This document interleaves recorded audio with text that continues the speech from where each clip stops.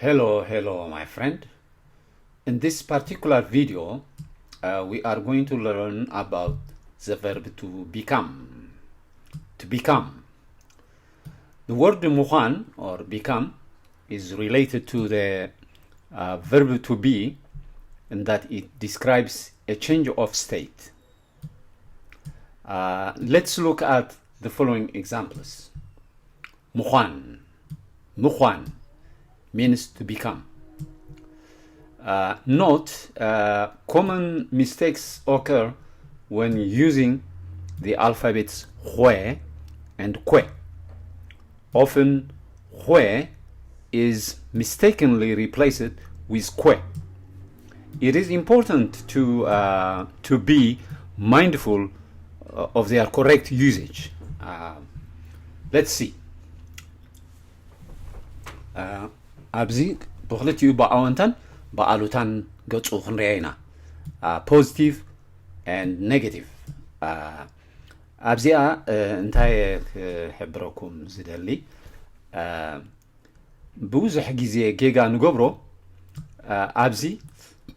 እታ ቀንዲ ቃል ምዃን እያ ኳ ሕጂ ናታ ርባሓት ንኣብነት ኾየ ኹይ ክንብል ከለና ብኩይ ወይ ብኮይ ጌርና ክንትከኣ ይብልናን እዚኣ ክትቅየር የብላን ኩሉ ግዜ እታ ቃል እቲ መሰረት ናይቲ ቃል ኣብዚ ኳ እንድሕር ኮይኑ ኮይነ ኮይንካ ኮይ ከምዚ ኢና ክንጥቀም ዘለና ሞ ሕጂ እዘን ኣብነታት እዚኣተን ንርአየን ኣነ ኮይነ ይብል ማለት እዩ ንነፍሰይ ኣነ ኮይነ I became ኣነ ኮይነ ናብ ኣሉታ ክንቅይሮ ከለና እዚኣ ኣይ ኢና ንውስኸላ ኣይ ኾንኩን እዚ ሓደ ቃል ክንገብሮ ንኽእል ኢና ክንፈላለዩ እውን ንኽእል ኢና ኣይ ኾንኩን እዛ ኣብዚ ዝነበረት ይ ትብል ፊደል ኣብዚ ኣጥፊእና እያ ኾየ ምስ በልና ኣሉታ እንተደኣ ኮይኑ ትጠፍእ እዚኣ ክንዝክራ ኣለና ኣነ ኮይነ ኣነ ኣይ ኾንኩን ኣነ ገዲፈ ኣለኹ ብዛ ኣይፅሓፍኳን ኣነ ክብላ ግን ክእል እየ ኣነ ኣይ ኾንኩን I did not become ኣይ ኾንኩን ኣይ ኾንኩን ኣይ ኮንኩን ኣይኮነ ብዙሕ ግዜ ከምዚ ንገብራ ኢና ሓንቲ ኤግዛምፕል ከርእየኩም እየ ኣይ ኮንኩን እዚኣ ሞ ሳይዛ ክቕይራ መታን ክትረአየና ብዙሕ ሰብ ከምዚ ገይሩ ይፅሕፋ እዚኣ ትሪእዋ ኣለኹም እዚኣ ሲ ኮ ብጌጋ እያ ትፅሓፍ ኣይ ኮንኩን ኢልና ንፅሕፋ ኣብ ብዙሕ ግዜ እታ ጌጋ ንሪኣ እታ ቃል ካብ ምዃን ዝመፀት ቃል እያ ስለዚ እዚኣ ኮ ደይኮነት ወይ ድማ ኮየ ደይኮነት ሲ ኾየ እዛ ኣብዚኣ ንሪኣ ዘለና እያ ትኾን ስለዚ እዚኣ እንታይ እያ እዚኣ ጌጋ እያ ኣይኮንኩን ኣይበሃልን እዩ ጌጋ መሰረት ዘይብሉ ቃል ኢና ንጥቀመሉ ዘለና ማለት እዩ ስለዚ እዚኣ ድሓን ከይተዳናግረና ኣብዚ ክገድፋ እያ ንግዚኡ ግን ኩሉ ግዜ ክንዝክራ ዘለና ኣይኮንኩን ካልኣይቲ ድማ ንኽእል እስኻ ኮይንካ you became እስኻ ኮይንካ you became ናብ ኣሉታ ክንቅይሮ ከለና ድማ እስኻ ኣይኮንካን ኾይ ኣብዚኣ እንታይ እንታይ ጌርና ይ is omitted ይ ኩሉ ግዜ ናብ ኔጋቲቭ ምስ ቀየርናያ እዛ ይዚኣ ዘንሪኣ ዘለና እዛ ይዚኣ ካብቲ እንታይ ዝበሃል ካብታ ቃል ንውፃኣ ማለት እዩ ኣይ ኾንካን ኣይ ኾይንካን ኣይንብልና ኣብዚ ይ ኣይንገብረላና ኣብዚ ሲ ይ ከምዛ ኣይንገብረላና ኣይ ኾይንካን ኣይንብልና ኣይ ኾንካን እዚኣ ተደሊና ከነላግባ ንኽእል ኢና ተደሊና ክንፈላለያ ንኽእል ኢና ምፍልላይ ግን ፅቡቕ ኢለ ይኣመናለ ኣይ ኾንካን እዚኣ ራይዋ ኾይ ኣይ ኾንካን you did not become ቀፂልና ድማ ኣብዚኣ ንራያ እዚኣ ናይ እስኻ እንዲና ክንዛረብ ፀንሕና እስኻ ኮይንካ ኣብዚ ድማ እስኺ ኮይንኪ እስኺ ኮይንኪ you became እስኺ ኮይንኪ እዚኣ ይ ኣብዚ ኣብ ኣወንታ ኣላ ኣብ ምንታይ ግን ትጠፍእ ኣብዚ ግን የላን ኣብዚኣ ሪኢኹማ ድሕሪ ኮይ ኮይንከ ኣይኮንክን ኣይኮንክን ኣይ ኖት ማለት እዩ ብትግርኛ ኣይ ማለት ኖት ማለት እዩ ኣይ you did not become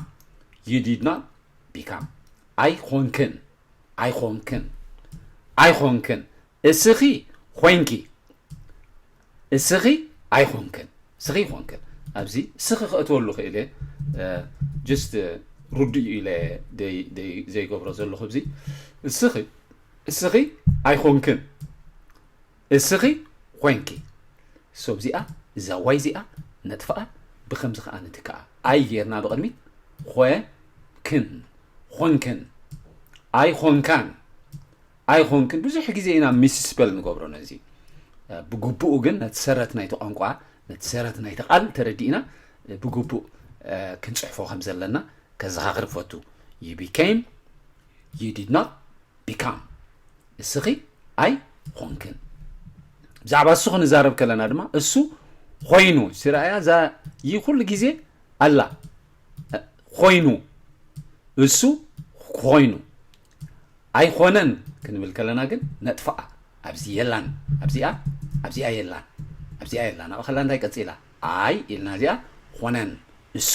ኣይኮነን he did not become እሱ ኣይኮነን ኢና ንብል እሱ ኮይኑ እሱ ኣይኮነን he became he did not become ኣይኮነን ኣብዚኣ ድማ ናይ እሳ ድማ እሳ ኮይና ሶ እዚኣ